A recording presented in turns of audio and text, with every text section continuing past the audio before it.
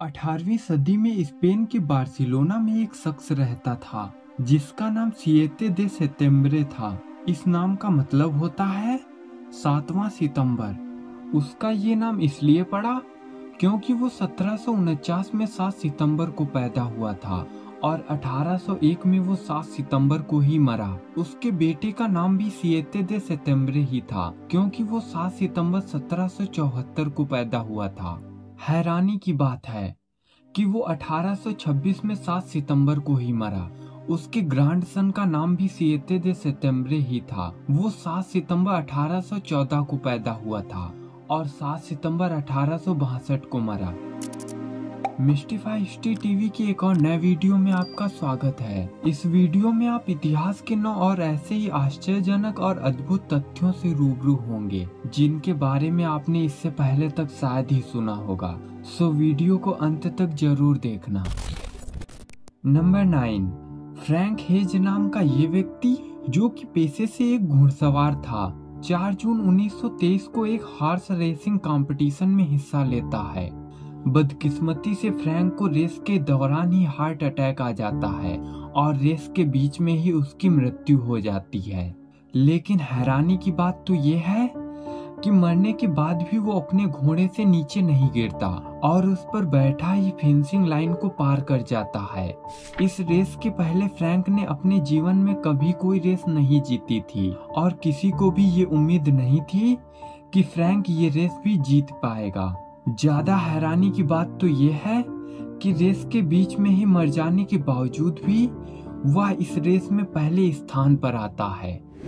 Number 8, जिस महिला की तस्वीर अभी आप अपनी स्क्रीन पर देख रहे हैं, ये जब महज 11 साल की थी तब पहला विश्व युद्ध शुरू हुआ था और जब 36 साल की हुई तो दूसरा विश्व युद्ध शुरू हुआ।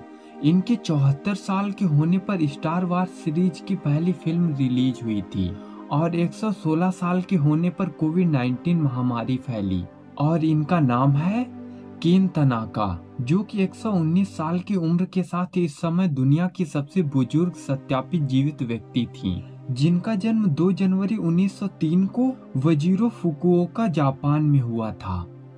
नंबर 7, 1 सितंबर जापान के इतिहास में बहुत बुरी और मनहूस तारीख है। जापान में विनाशकारी भूकंप 6 बार ठीक इसी तारीख को आए थे। सबसे पहले 1 सितंबर 827 को, दूसरी बार 1 सितंबर 859 को, फिर 1 सितंबर 867 को, 1 सितंबर 1185 को, 1 सितंबर 1649 को और आखिर में 1 सितंबर 1923 को। जापान में सबसे भयानक भूकंप 1 सितंबर 1923 को आया था, जिसमें टोक्यो और योकोहामा शहर लगभग पूरी तरह से तबाह हो गए थे। नंबर 6, 1940 के दशक में जूलियाना द ग्रेट डेन नाम की एक डॉग को उसकी बहादुरी के लिए 2 बार ब्लू क्रॉस मेडल से सम्मानित किया गया था। पहली बार 1941 में द्वितीय विश्व युद्ध के 2 साल बाद द ब्लिट्ज के दौरान, जब जर्मनी द्वारा पूरे यूनाइटेड किंगडम में आग लगाने वाले बॉम्ब गिराए जा रहे थे, तो उसने एक बॉम्ब पर पेशाब करके उसे बुझा दिया और आग फैलने से रुक गई। दूसरी बार 1944 में जब उसके मालिक की दुकान में आग लग जाती है तो वह अपने मालिक के परिवार को खतरे के बारे में सचेत कर उनकी जान बचा लेता है। सितंबर 2013 में जूलियाना के दूसरे मेडल को उसके चित्र के साथ एक नीलामी में करीब 1100 यूरो में बेचा गया था। नंबर 5, 1967 में ऑस्ट्रेलिया के प्राइम मिनिस्टर हैरोल्ड होल्ट अचानक से गायब हो गए थे और आज तक उनका कुछ भी अता पता नहीं चल पाया। उनके गायब होने को लेकर बहुत सी कॉन्स्पिरेसी थियरी सामने आई। क्योंकि उनका कुछ भी पता नहीं चल पाया, इसीलिए ये मान लिया गया कि वे शायद 1967 में ही मर गए होंगे।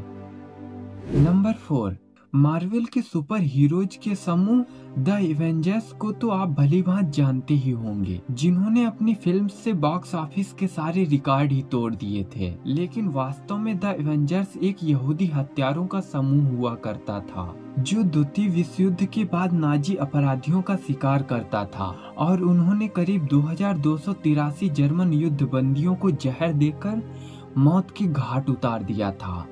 नंबर 3, ज्यादातर शादियों में आपने देखा होगा कि दुल्हन हमेशा दूल्हे के लेफ्ट साइड में ही होती है। ऐसा क्यों? इसका जवाब हमें हिस्ट्री में ही मिलता है।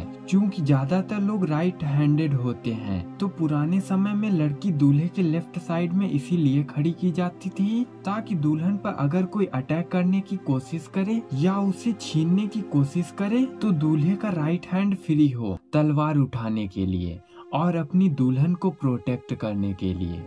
नंबर 2, शायद आपको यह जानकर हैरानी हो कि 1920 के दशक में एक बार कुछ रिसर्चर्स ने एक जिंदा बिल्ली को ही टेलीफोन में बदल दिया था। दरअसल 1929 में प्रिंसटन विश्वविद्यालय में कुछ साइंटिस्ट जीवों की श्रवण तंत्रिका यानी ऑडिटरी नर्व द्वारा ध्वनि ग्रहण करने के सिद्धांत को समझने के लिए एक बिल्ली पर एक एक्सपेरिमेंट करते हैं।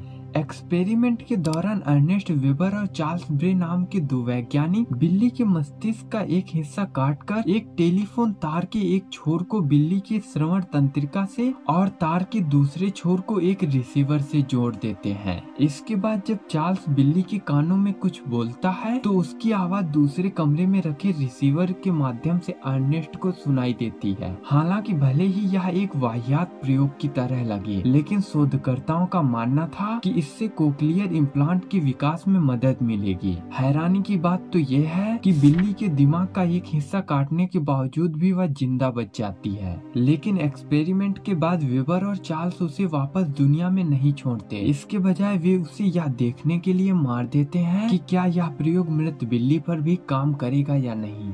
Number 1, Adolf Hitler, Joseph Stalin, Benito Mussolini, ये तीनों ही इतिहास के सबसे क्रूर व्यक्तियों में से एक हैं। लेकिन बड़ी हैरानी की बात है कि इन तीनों को ही नोबेल पीस प्राइज के लिए नॉमिनेट किया गया था। सो दोस्तों, इस वीडियो के लिए बस इतना ही।